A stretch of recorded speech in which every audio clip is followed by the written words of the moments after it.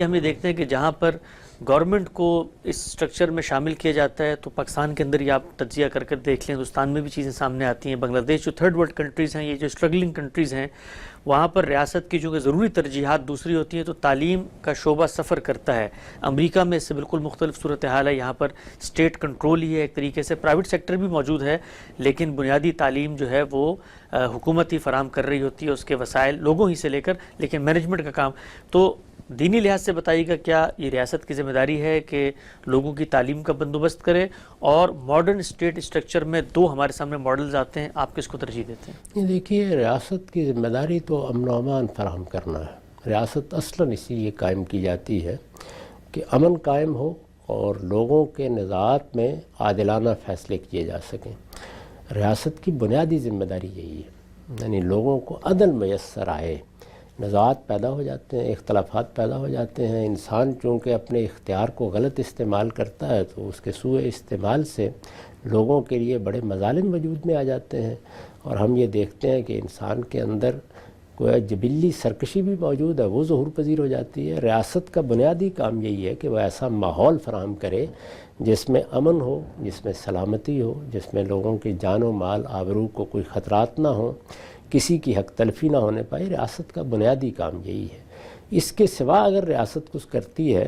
तो अच्छी बात है, वसाइल हैं तो क्यों ना किया जाए। किसी भी माशरे की नुमाइंदगी करती है रियासत, तो जो माशरे पर ज़िम्मेदारियाँ आयद होती हैं, यानी ऐसे बहुत से काम हैं जो मैं या आप अकेले नहीं कर सकते। इस तरह के कामों में सोसाइटी को अपना किरदार अदा करना होता है, तो वो सोसाइटी भी करेगी, रियासत भी करेगी। लेकिन ये कि कहाँ सोसाइटी अपने नज़म में ये काम करे, कहाँ अफराद इनफरादी तौर पर फ़ैसले करें, कहाँ किसी चीज़ में कोई कारोबारी जहनीत भी मुफीद हो सकती है,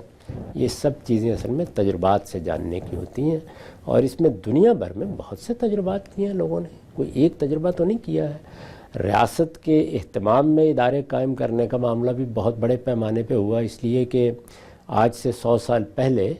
सोसाइटी उस मुकाम पर अभी नहीं थी कि जहाँ बड़े बड़े मंसूबे रियासत की मदद के बगैर कायम हो सकें। अब अगर मिसाल के तौर पर रेलवे लाइन बिछानी है या और इस तरह के काम करने हैं, तो ये आज के ज़माने में तो शायद मुमकिन हो गया है, लेकिन आज से 100-150 साल पहले रियासत का निज़ाम ही इसके बारे में इक़दामात करता था। तो इसके साफ मानी ये है कि इसका ताल्लुक़ हालात से है, ठीक, हालात से और तजुर्बात से। तो अगर दुनिया भर के तजुर्बात से इसी नतीजे पर लोग पहुँचे हैं कि ज़्यादा से ज़्यादा चीज़ें लोगों के एहतमाम में होनी चाहिए, यानी प्राइवेट तंजीमें, प्राइवेट इदारे वो ज़्यादा बेहतर तरीके से ये काम अंजाम दे सकते हैं,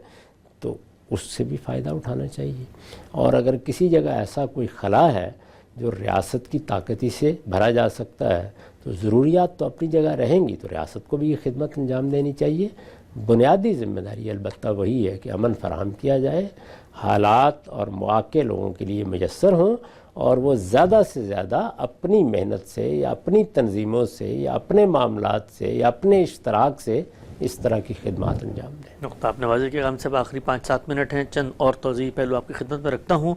ये बताइएगा, एक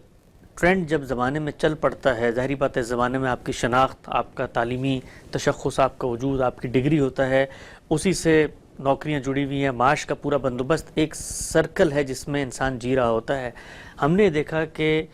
इसमें वालिदैन के अंदर एक जज्बा मुहर्रिका ये होता है कि बच्चे को आला से आला तालीम दी जाए, आला से आला उसके पास डिग्री हो, इसके नतीजे में वो आला नौकरियों तक पहुँचे और अच्छे सरमाए के साथ एक आसूदा हाल ज़िंदगी गुजार सके। इस पूरी की पूरी दौड़ में आप ख़ुद फरमाते हैं कि बहुत सारे ऐसे अज़हान हैं जिनको अल्लाह ने उस इख्तिसासी तालीम के लिए पैदा ही नहीं किया होता, वो हुनरमंद पैदा होते हैं, वो माशरे में और कोई काम कर सकते हैं, लेकिन वालिदैन ख़ानदान का वो जिस तरीके से तकाबुल जो है, अभी तुम्हारे कज़न ने तो इतने नंबर लिए थे, तुम पीछे रह गए, फलां का बेटा डॉक्टर है और मेरा नहीं है, तो इसको आप कितना मोहलिक समझते हैं? चूँकि एक बड़ी तादाद हम ये देखते हैं कि अगरचे यूनिवर्सिटियाँ तो बड़ी तौर पर बनी हैं और सरकारी तौर पर सहूलियात भी हैं, लेकिन वो बच्चे वहाँ पर जाते हैं, स्ट्रेस डिप्रेशन का शिकार होते हैं, ना तालीम के मामले में एक्सेल कर पाते हैं, ना सोसाइटी के अंदर अपना को मकाम बना पड़ते हैं। तो इस सूरत हाल को आप कैसे देखते हैं? ये बड़ी ख़तरनाक सूरत हाल है, इससे इज्तनाब करना चाहिए। अल्लाह ताला ने एक ही तरह के लोग नहीं पैदा किए होते, बहुत से लोगों में अदबी सलाहियतें होती हैं, बाज़ लोग बड़े शायर होते हैं, अदीब होते हैं, मुसव्विर होते हैं, بعض لوگوں کے اندر سائنسی علوم کا فطری رجحان ہوتا ہے، اسی طرح اگر کوئی آدمی طبیب بنے گا یا کوئی استاد بنے گا تو اس کا بھی ایک عمومی جبلی رجحان ہے جو انسان لے کے آتا ہے۔ ان ساری چیزوں کو ملحوظ رکھ کے ہی ہر آدمی کو تعلیم پانی چاہیے۔ اس میں نہ والدین کو اپنی خواہشات کا اسیر بنانا چاہیے، نہ سوسائٹی کے اندر ایسے رجحانات پیدا ہونے دینے چاہیے جو لوگوں کو ایک طرف ہانک لے جائیں، بلکہ اللہ تعالیٰ جتنے لوگ پیدا کرتا ہے ان میں ہنرمند کتنے لوگ ہیں، ان میں تجارت کرنے والے کتنے ہیں، ان کے لیے یہ تربیت فراہم کی جائے کہ وہ خود اپنے ٹیلنٹ کو دریافت کرے اور پھر جو چیز دریافت کر لے اس کے لحاظ سے تعلیم پا سکے، ان کو عزت بھی اس کے لحاظ سے ملے۔ سوسائٹی میں یہ معاملہ ہونا نہیں چاہیے کہ ایک خاص شعبے یا ایک خاص پروفیشن ہی کے لیے سارے لوگ اعتماد پیدا کر رہے ہیں، بلکہ جتنے معاملات بھی ہو سکتے ہیں ان سب کے مواقع میسر رہے اور سب لوگوں کو باعزت طریقے سے وہ خدمات انجام دینے کا موقع ملے۔ جس کو اللہ تعالیٰ نے ایک مزدور کی ذمہ داری ادا کرنے کے لیے پیدا کیا ہے، کسی کو کسی خاص فن کی مہارت دے کے پیدا کیا ہے، کسی کے معاملے کی نوعیت خالص فکری ہے، وہ فلسفے میں اور دین کے حقائق میں کوئی بڑی خدمت انجام دے سکتا ہے، تو اس کا موقع ہونا چاہیے کہ اس کے جو باطن میں اللہ تعالیٰ نے صلاحیتیں دی ہیں ان کو بہتر سے بہتر نشو و نما دی جا سکے۔ تو میرے نزدیک یہ چیز ہماری سوسائٹی کے لیے بڑی خرابی کا باعث بنی ہے۔ اس میں بعض موقعوں پر بڑے عمدہ لوگوں سے ہم محروم ہو جاتے ہیں، بڑی اچھی صلاحیتوں کے لوگ بعض دوسری چیزوں کی نظر ہو کے رہ جاتے ہیں۔ تو میں تو اس سارے اصول کو ہی غلط سمجھتا ہوں۔ میرے خیال میں پوری تعلیم کا نظام قدم قدم پر لوگوں کا رہنما بننا چاہیے، اس طرح کے ادارے قائم کرنے چاہیے جو نوجوانوں کے ایپٹیچیوڈ کا اندازہ کریں، ان کے رجحان طبع کو دیکھیں، ان کی صلاحیت کو دیکھیں اور ان کو مشورہ دیں کہ وہ اپنے لیے اس میدان کا انتخاب کر لیں۔ اور کسی بھی میدان میں اگر انسان فی الواقع اپنی اصل صلاحیت کے لحاظ سے